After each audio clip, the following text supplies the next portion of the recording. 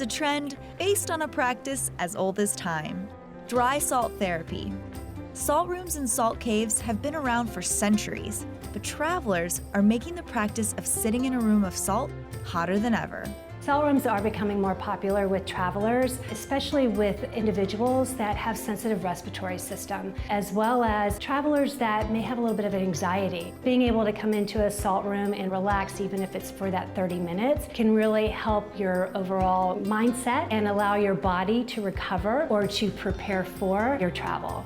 And what about those of us who have a tough time sleeping when we travel? Dry salt might be able to help with that too. Carrie says many people are trying salt therapy in hopes of reducing snoring and sleep apnea, as well as combating allergies, fatigue, and dry skin. It really helps with any of that itchiness and redness that we sometimes get, so it can be very soothing.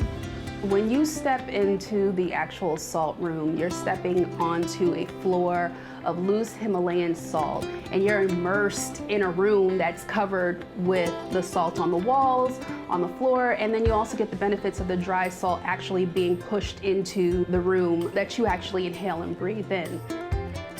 As an entrepreneur, I travel pretty often. So whenever I travel, I try to see if there is a way that I can incorporate dry salt therapy into those trips. You just never know the things that you may pick up. You know, you might catch cold and things of that sort.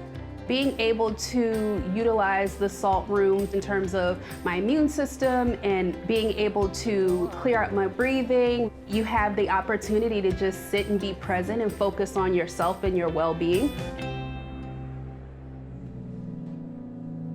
I also look at it as a form of meditation. You know, when you're in an airport, you're in a rush, it's very stressful, there's a lot of people. Doing it before a trip, there's that mindful quality of being in a quiet space, having a little bit of time to breathe and settle in, you know, before you do something stressful.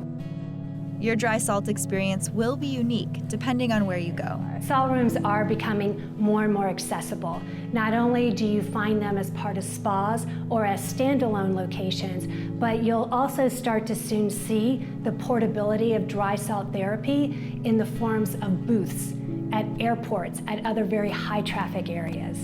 For me, it's just that whole experience of, you know, being outside of the busy world and being in this kind of smaller, it almost feels like a cocoon. So it's a combination of, you know, the way the space feels and looks, and also the way that you start to notice the impact on yourself and your body.